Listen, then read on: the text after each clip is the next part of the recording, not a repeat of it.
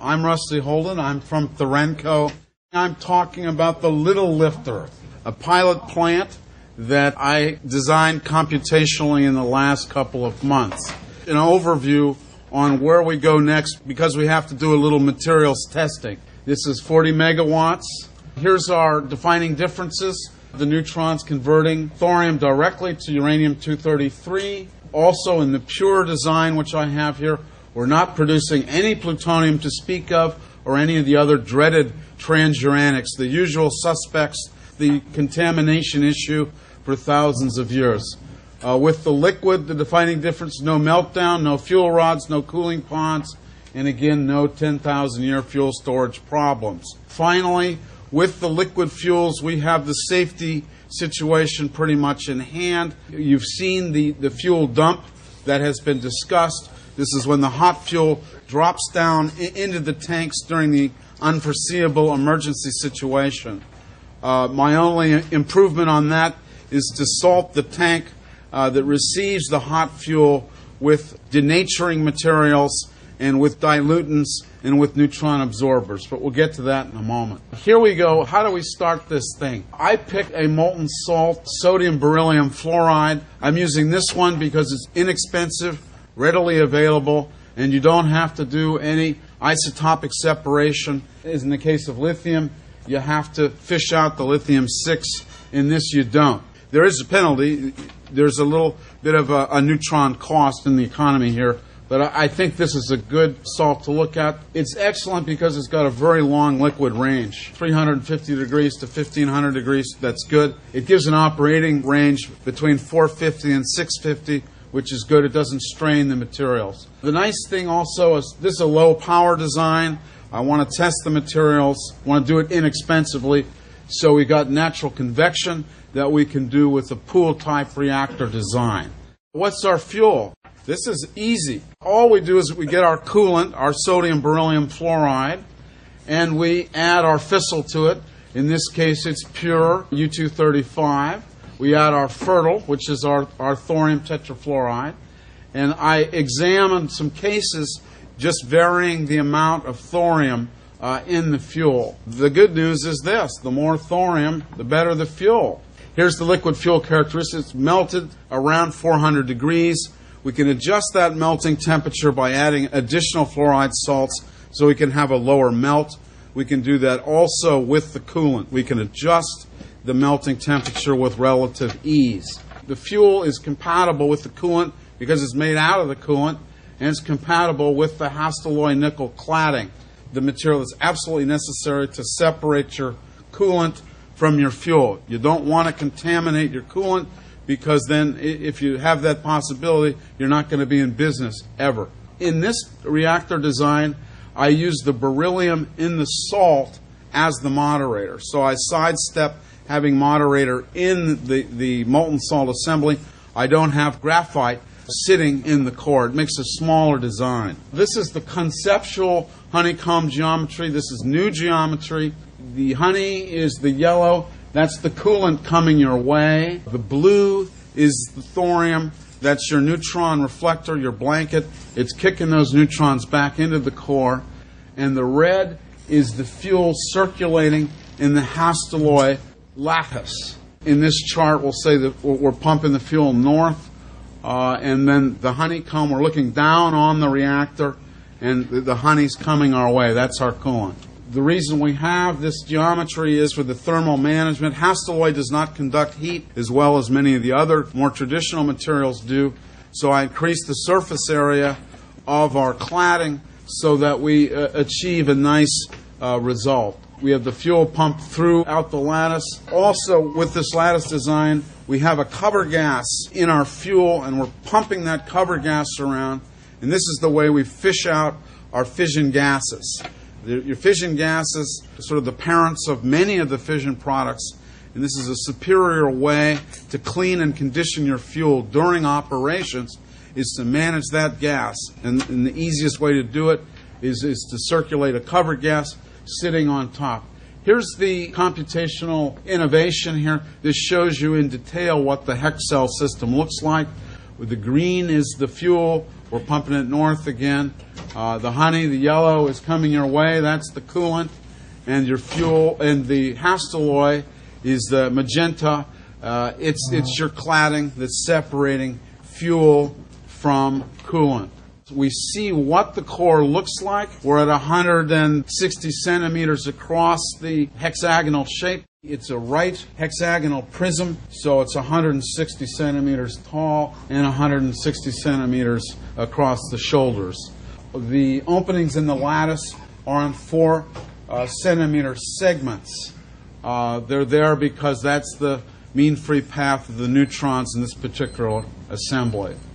We put my hex system where it says reactor core.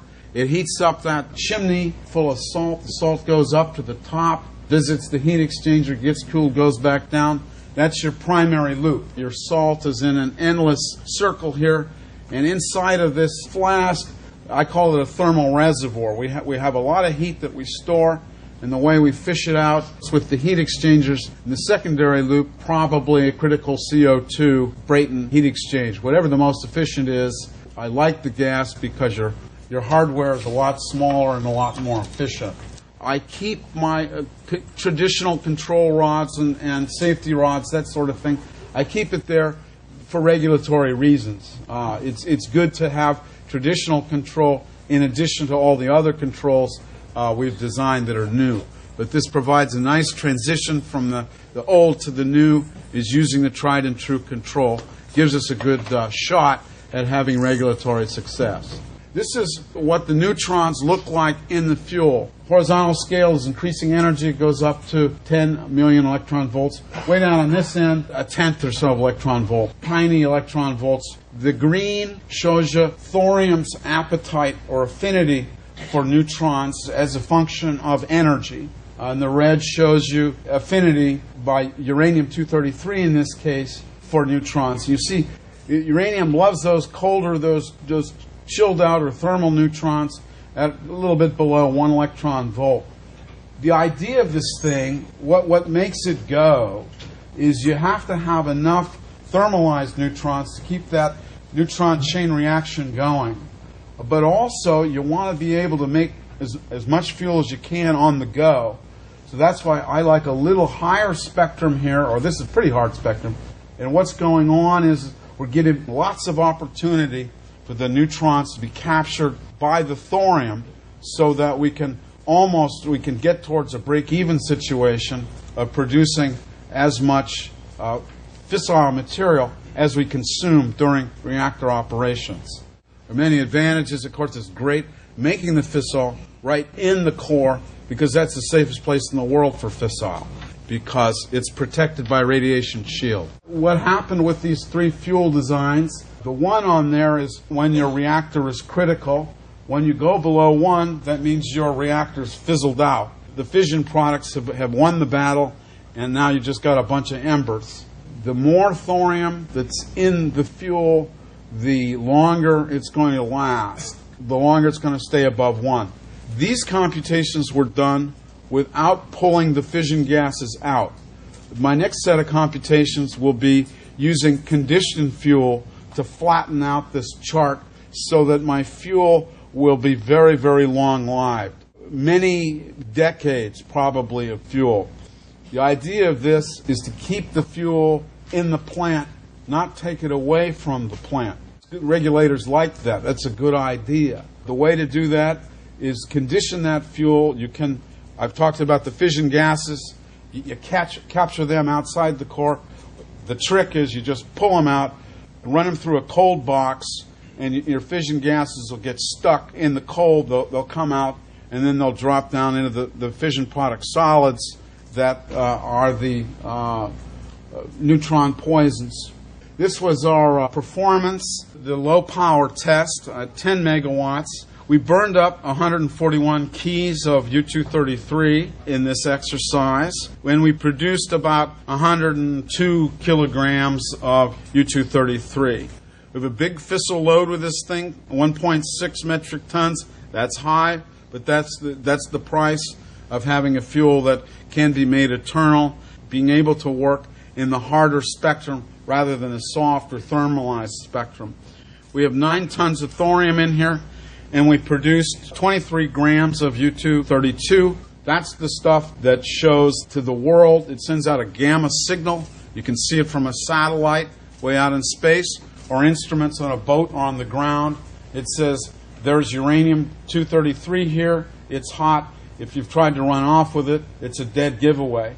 And if you try to build a bomb out of it, it provides a nice way to come in with some countermeasure that sees those photons and will zoom right in and zap wherever that unaccounted for uranium is. Here's our transuranics. Transuranics are usual suspects. Plutonium-239, it hangs out for 24,110-year half-life. Takes it quite a long time to fizzle out. These figures show 10 to the minus 7, 10 to the minus 4, 10 to the minus 7, 10 to the minus 9 grams. This is teeny production. I got lazy when I did the addition here. I said less than a milligram. Well, it's significantly less than a milligram. A thousandth of a gram of these dreaded materials. 10 years of operation under Case 6. This is good. Waste profile, much healthier. All we have to worry about is the fission products, and we've already captured a lot of those fission products in that cold box, and we have a much more workable situation here. Now, here's the fuel dump. We have vertical pipes that connect the hex cell array to the safety drums. These are the emergency drums. We can't foresee every kind of black swan, when it's going to show up, and what it's going to be. So under this system, we can trip the emergency switch either by the operator, if he's still there, or a seismic signal comes through, or a thermal signal comes through. In other words, the fuel's too hot, so it can melt through a plug, or there are other methods. As the temperature of the fuel increases, Curie points of magnetic materials can be exceeded, and circuits opened, and physical circuits open, so we can dump that fuel right down into the tank. And there is the denaturant, the uranium-238, sitting right in the tank in gravel form. It melts into the fuel, denaturing it. We have cadmium fluoride in the gravel in the tank. It's there grabbing the excess thermal neutrons, taking them out of circulation. We also have additional dilutants in the tank. We can use the coolant, or there are some other dilutants that are low-melting fluoride compounds that can solve the afterheat problem immediately, because we're changing the density of the fuel, or the density of the fission products. We're making them more rare in the material, so we can handle this thing with passive air cooling. It's just like a bunch of drums sitting in the air. As long as the air can circulate, there's enough cooling so that we don't have a problem controlling that afterheat, as we've seen in Japan and elsewhere. Here's our specs a little bit. Our prism, it's 5'2". That's what 160 centimeters. So 5'2" tall, 5'2" wide. Our fuel volume is 615 gallons. We all understand gallons. The liters always escape me, but that's all there is. 615.